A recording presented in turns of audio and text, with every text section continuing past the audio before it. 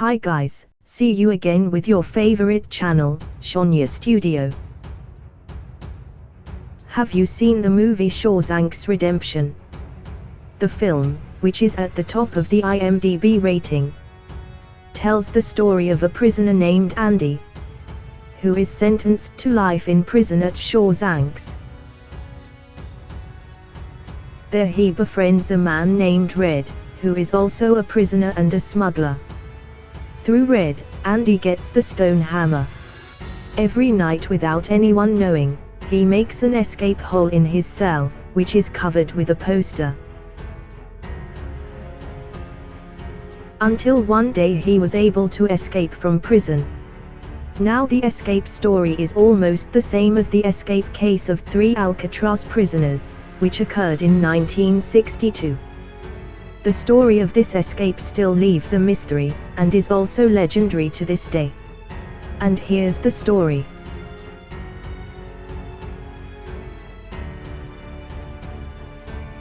Alcatraz Prison is located on the island of Alcatraz, or also known as the Rock, a remote island located in the middle of the Bay of San Francisco. Since the 1930s, this prison has been known as a terrible place for prisoners. How not? This prison is located on a remote island surrounded by the Pacific Ocean.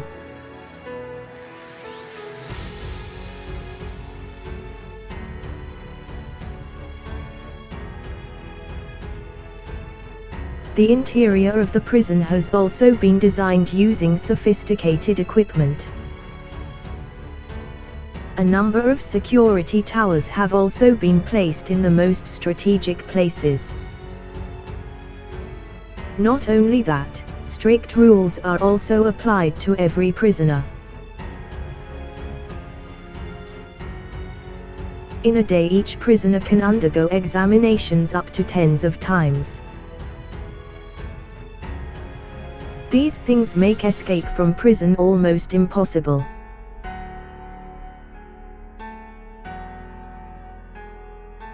The prisoners who were brought to Alcatraz themselves were no ordinary prisoners. They are the majority of dangerous prisoners, with severe cases. One of the famous prisoners who had been in this prison was Al Capone. During 1934 until the closing of this prison, in 1963, there were about 36 cases of people trying to escape. Almost all of the people were caught, while the rest died horribly, before making it to the mainland.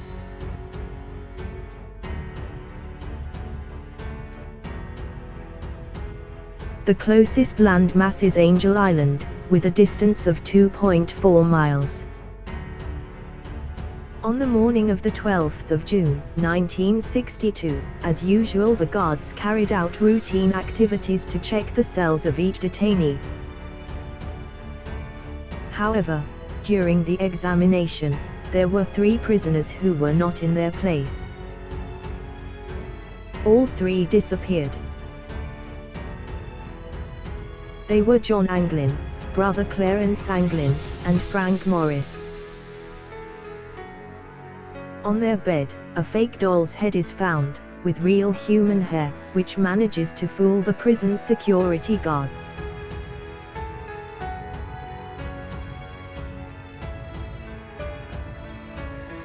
Alcatraz security officers immediately contacted their office in San Francisco, who immediately spread the news of the escape of the 3 prisoners. They also immediately contacted the families of the detainees, if the 3 returned home. Also several boat riders passing by around the Bay of San Francisco were also asked if they saw the 3 crossing the ocean.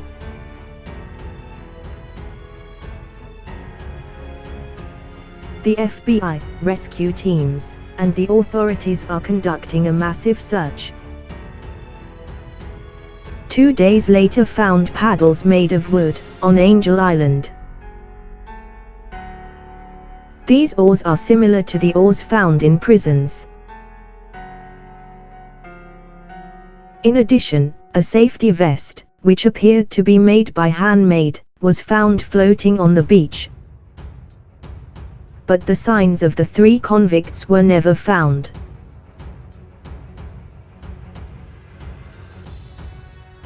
What fate befell the 3 prisoners? Also never known. Did they manage to cross the bay and reach Angel Island? Did the 3 manage to survive the brunt of the fierce ocean waves?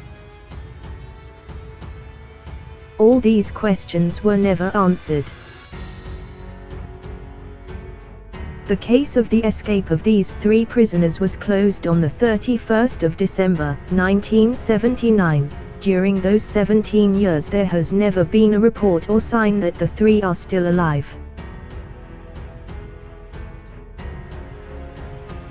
Until one day a letter allegedly handwritten by John Anglin, one of the convicts who escaped from Alcatraz, in 1962, appeared publicly in 2018. The letter was written in 2013, in which John recounts his escape, along with his 2 colleagues, and how they managed to survive. Anglin and his partner had apparently planned their escape long ago.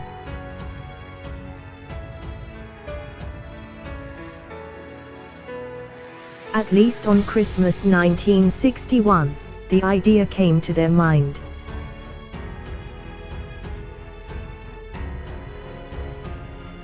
During those 6 months, they did many things to prepare, including widening the ventilation ducts in their cells. According to John, used saw blades, stolen spoons, and assembled drills made from used vacuum cleaners. They did it all in one part of the prison's attic roof. With these simple tools, the 3 enlarged the ventilation to disguise the noise made by the drilling machine as well as the digging process. Frank Morris cleverly played the accordion. The ventilation, which continued to expand from day to day, was successfully covered with cardboard and paint. They also make life jackets made from old raincoats. Don't forget the wooden paddle and raft to get off the island. And as a complement to the plan, they put in a fake doll's head, which was made of plaster and paint and an addition of human hair that they had gotten from the prison barber.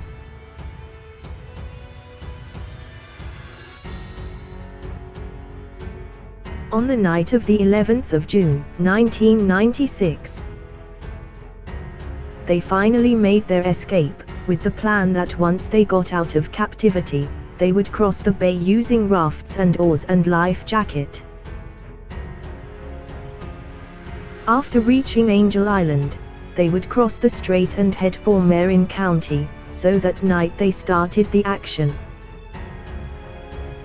Behind the cell there seemed to be an unguarded corridor. They then passed through the corridor, and climbed up the roof. The attic section was up to 30 feet high, and managed to climb up with pipes. They opened the ventilation handle, and headed for the chimney section, which was behind the cell. Then after that climbed the fence, and slipped to the north coast of the island, to then escape with rafts and life jacket prepared. The prison guards who realized the escape of the 3 prisoners, apparently had time to give chase. But at that time big waves and strong winds swept around the island. Officers also lost track of the 3. Pieces of the raft that had been destroyed were found floating and all 3 were claimed to have drowned at sea. According to John's letter, they managed to reach land and survive. He also said that Frank Morris had died in 2005, and his body was buried under a pseudonym. Meanwhile Clarence died in 2011. John Anglin himself, when the letter was written, was suffering from illness, cancer, and dying. He admitted that he did not have the money for treatment. He also said he was willing to be arrested as long as after that he received medical treatment. According to data owned by Alcatraz, the handwriting was not similar to John Anglin's, but the FBI said that the letter was likely genuine, and was indeed written by John Anglin. No one knows about it to this day. The problem is, where is he now? Is he still alive? Considering that the letter had been written since 2013. That's the end of this video. Hope you like it. Don't forget to like, comment and subscribe. Greetings from Shonia Studio. Bye.